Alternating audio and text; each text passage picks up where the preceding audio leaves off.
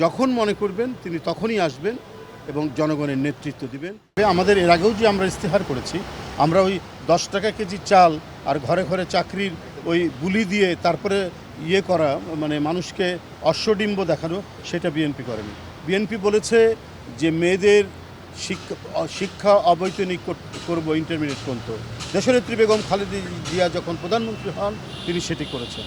তারপরে 91 সালে আমি অন্যান্য অনেক যে কমিটমেন্টগুলো ছিল তার মধ্যে দুই একটা আমি এখানে বলছি, হ্যাঁ, সবগুলো তার মনেও থাকে না, কিন্তু যেগুলো খুব ইম্পর্টেন্ট। আগে পেনশন, স্বামী মারা গেলে পরে স্ত্রী 15 বছর পেনশন পেত, কিন্তু স্ত্রী সারা জীবন পেনশন পাবেন, যতদিন তার মৃত্যু পর্যন্ত পেনশন পাবেন। এটা কমিটমেন্ট ছিল 91-এর যে ইস্তেহার, সেই কমিটমেন্ট, সেই অঙ্গীকার দেশনেত্রী বেগম খালেদা জিয়া 91 সালে প্রধানমন্ত্রী হওয়ার পর সেটা বাস্তবায়ন করেছেন। বিএনপি হচ্ছে যে politics of commitment, politics of কনভিকশনে বিশ্বাসী। বিএনপি পলিটিক্স অফ কনভেনিয়েন্সে বিশ্বাসী নয়। এটা বিএনপির হচ্ছে দীর্ঘদিনের এইটা ঐতিহ্য।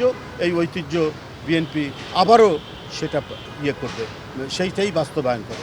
এর মধ্যে ভারপ্রাপ্ত চেয়ারম্যান যে কথাগুলো বলেছেন, তিনি ফারবার কার্ড নিয়ে, তারপরে আরও যে সমস্ত বিষয়গুলো তিনি বলেছেন, প্রত্যেকটি ইমপ্লিমেন্ট হবে এবং সেটা প্রযুক্তি সহায়ক। আজকের এই পরিবর্তিত দুনিয়াতে, এই পরিবর্তিত সময়ে প্রযুক্তি একটা অন্যতম মাধ্যম হিসাবে কাজ করছে উন্নয়ন উৎপাদনের।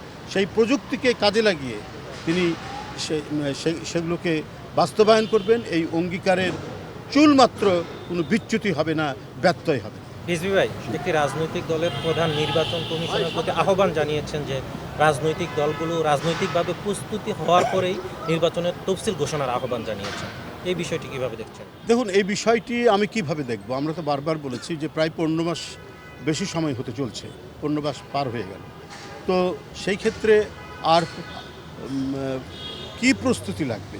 আর এক একটি রাজনৈতিক দল 15 মাস পর পর যদি বলে যে সবার প্রস্তুতি সম্পন্ন করার পর দিতে হবে, তাহলে তো মানে গণতন্ত্র দূর আকাশের তারা হয়ে থাকবে। এটা কোনোদিন আর মানুষের কাছে আসবে না।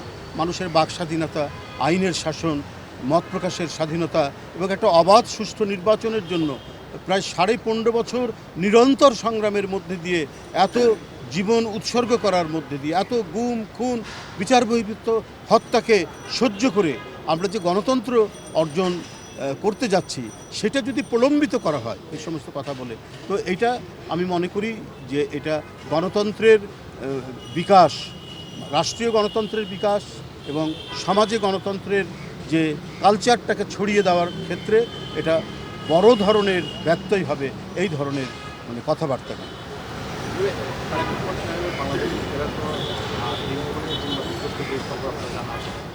আমি এতক্ষণ যে কথাগুলো বললাম তাতে কি মানে এটা তো আমাদের কর্মসূচির উপরে।